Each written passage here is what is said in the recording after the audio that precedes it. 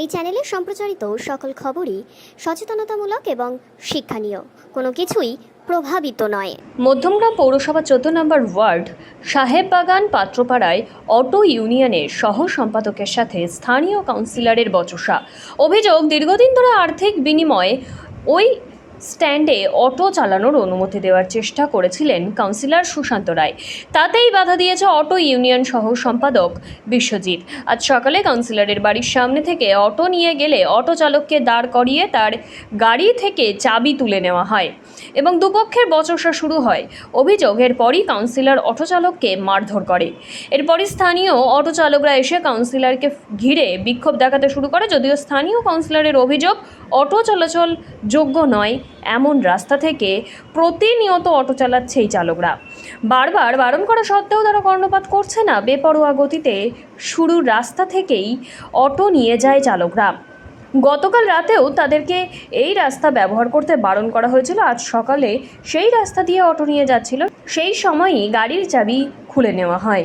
এরপরই কাউন্সিলরের জামার কলার ধরে অটো চালক এবং বহিরাগতদের ডেকে তাকে হেনস্থা করা হয়েছে বলেই পাল্টা অভিযোগ জানাচ্ছেন। আপনার ওয়ার্ডেই একটা অটো স্ট্যান্ড রয়েছে, সেখানে দীর্ঘদিন ধরে অটো আপনি ঢোকানোর চেষ্টা করেছেন, দুজনে সেই অটো ঢোকাতে পারেননি বলে আজকে এক অটো ড্রাইভার একটা বাচ্চাকে নিয়ে স্কুলে যাচ্ছিল, তারা ভেতরের একটি শর্টকাট রাস্তা ইউজ করছিল, তারপরে তাকে আটকে রাখেন, গাড়ি আটকে রেখে তাকে মারধর করা হয়, এমনটা অভিযোগ। এটা সম্পূর্ণ ভিত্তিহীন কথা। আমরা এই লাইনটা চালু হয় 2009 সালে। 2009 সালে আমি যখন প্রথম কাউন্সিলর হই 2009-এ, এই 9 সালে আমাদের এই এলাকা, তার আগে এখানে একটা ভ্যান স্ট্যান্ড ছিল, সেখানে প্রায় 30-35খানা 40খানা ভ্যান চলতো। সেই 40খানা ভ্যানে এবার এলাকার জনসংখ্যা আস্তে আস্তে বাড়ছে, মানুষের চাহিদার কথা মাথায় রেখে আর কি তখন আমাদের একটা চিন্তাভাবনা করা হলো যে আমরা অটো চালু করা যায় কিনা।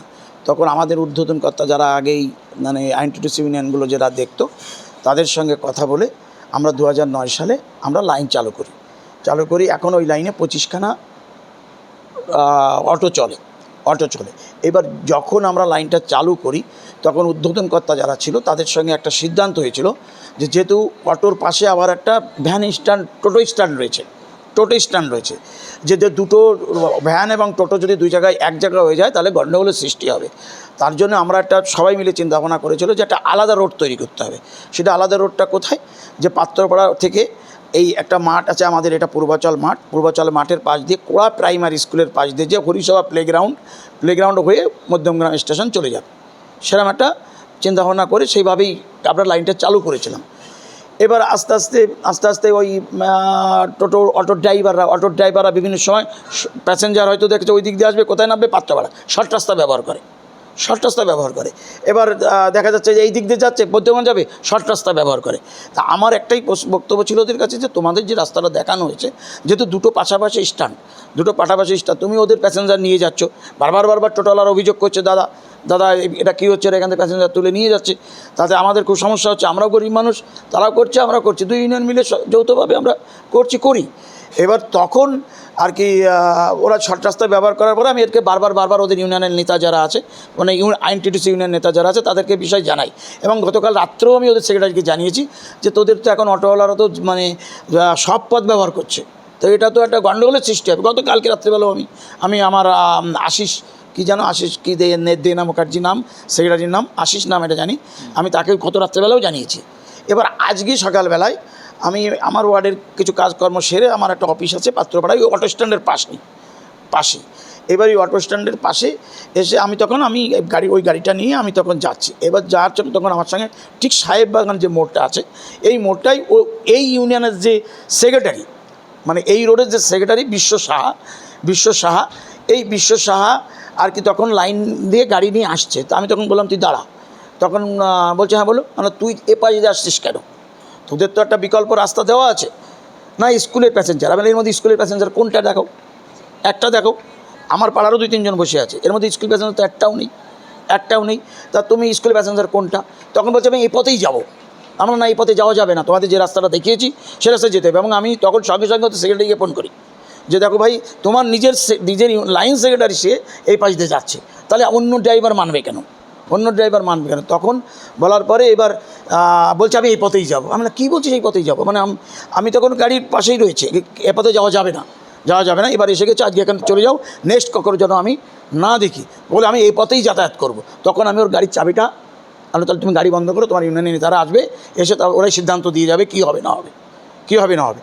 তখন এবার গাড়ির যে চাবি তুলতে গেছি, তখনও আমাকে জামা দেখেন এখানে এই যে আমাকে তখন জামা এখানে এভাবে ধরার পরে আমি বললাম যে গায়ে দিয়ে, তখন আমি ওকে তখন ওই ড্রাইভার যে তুই বাইরে আয়, তখন ওকে গেঞ্জি ধরি, তখন গেঞ্জিটা ছিঁড়ে যায়, ওই ধাক্কা দেখে ঘুষি কোনো কিছুই হয়নি, এমনি ধাক্কা এবং হওয়ার পরে এবার ও তখন ওর ইউনিয়নের মানে সোদপুর বলেন, গোলা বলেন, চৌমাথা বলেন, যত ইউনিয়নের যত অটো ড্রাইভার আছে তাদেরকেও খবর দিয়েছে ইউনিয়নগতভাবে, ওরা সব এসে গেছে।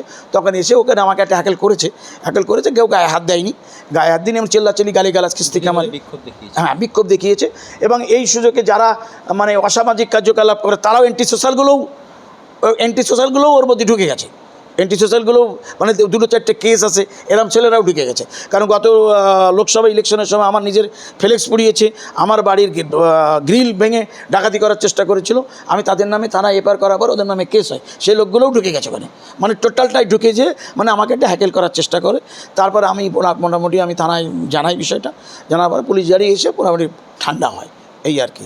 আর যে ড্রাইভারটার সঙ্গে প্রথম আমার সূচনা হলো, ওই ড্রাইভার অটোটাও আমার নিজের হাতে দেওয়া। ফলে তারা অভিযোগ করছে যে যদি শুনুন, আমি একটা কথা বলি, আমি খুব গরিব ঘরের সন্তান, আমি সেই গরিব ঘরের সন্তান। সেখান থেকে আস্তে আস্তে আমার 2টো ছেলে চাকরি করে, আমার 2টো ছেলে ইঞ্জিনিয়ার, আমার বাৎসরিক ইনকাম আছে অন্তত 80-90 লাখ টাকা। আমি নিজে বিজনেসম্যান, 2টো ছেলে ইঞ্জিনিয়ার, 2টো ছেলে চাকরি করি, বাড়ি ফাড়ি করেছি। আপনাদের আশীর্বাদে আমার সেই অভাব মানে আমি লোককে দিই, টাকা দিই। আপনাকে কালিমালিপ্ত করতে এরকম অভিযোগ? একদম এই ইউনিয়নে এই যে ছেলেপেলেগুলো, এরা মানে মদ গাঁজা থেকে শুরু করে ওপেন দিনের বেলায় দাঁড়িয়ে রাস্তা দাঁড়িয়ে মদ খাচ্ছে, গাঁজা খাচ্ছে, এইগুলোকে আমি প্রতিবাদ করি যে এগুলো পাড়ার মধ্যে এগুলো করা যাবে না।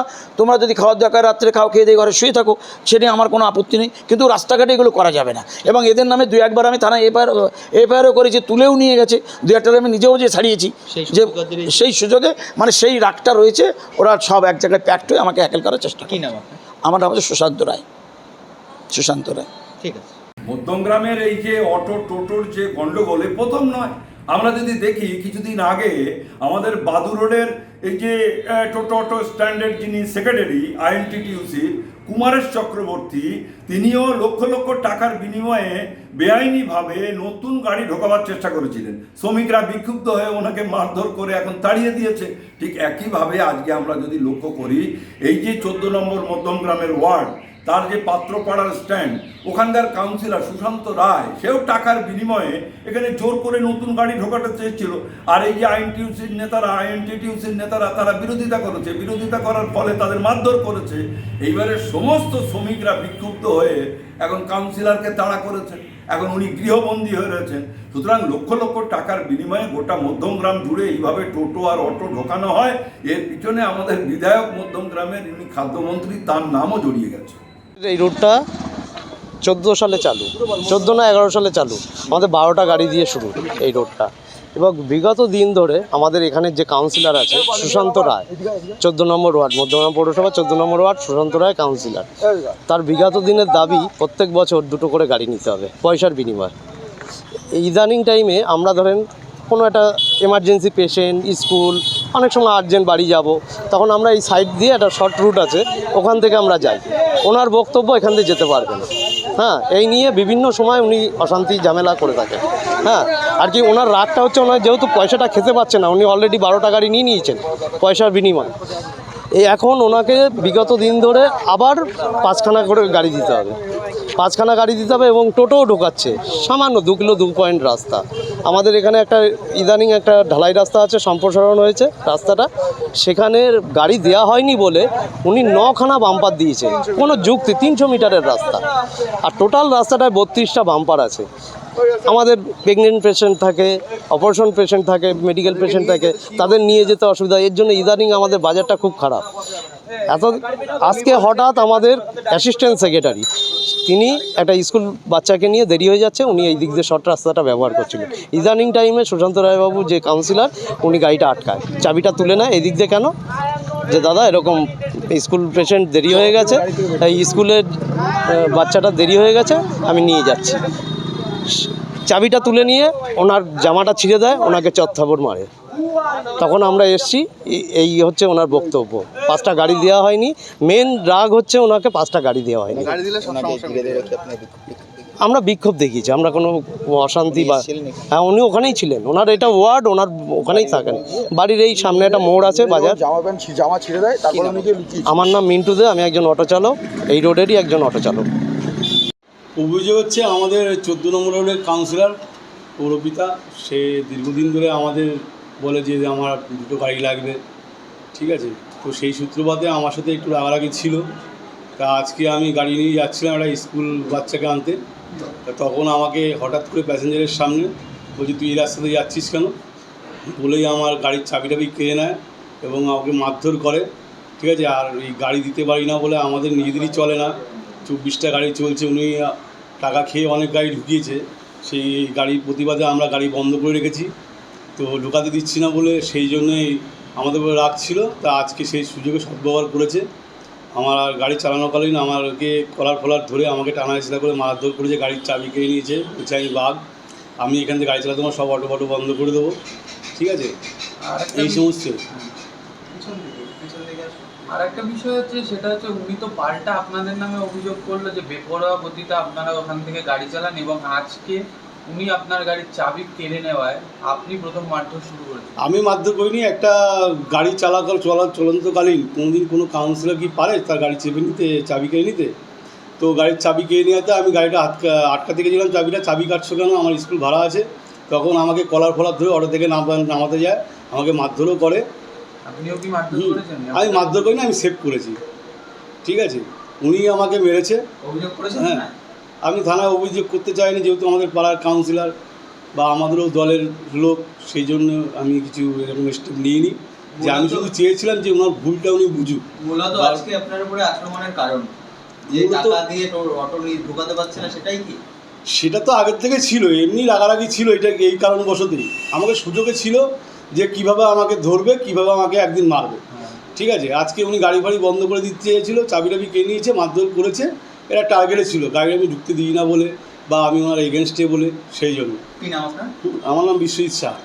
চালক তো অটো? হ্যাঁ, আমি অটো চালক।